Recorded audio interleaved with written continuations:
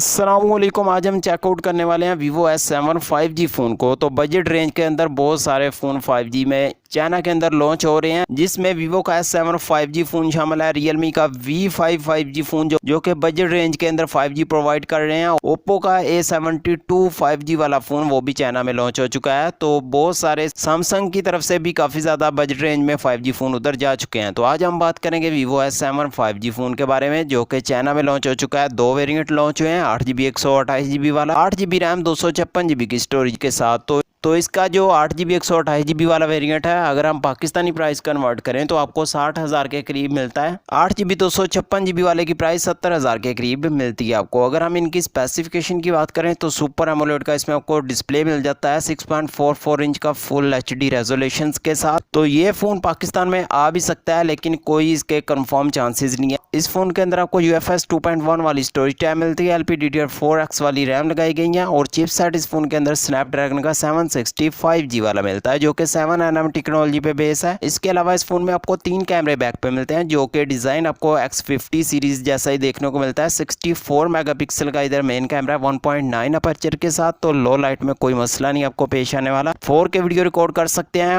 और 8 मेगापिक्सल का ultra wide camera है, 2 का इधर डेप्थ सेंसर मिलता है। तो टेलीफोटो लेंस वगैरह इस फोन में आपको देखने को नहीं मिलता है। 44 मेगापिक्सल का डुअल कैमरा फ्रंट पे मिलता है, जो कि काफ़ी वाइड नॉच के साथ आपको देखने को मिलता है। तो फ्रंट कैमरा के ज़रिए भी आप 4K में वीडियो रिकॉर्ड कर सकते हैं।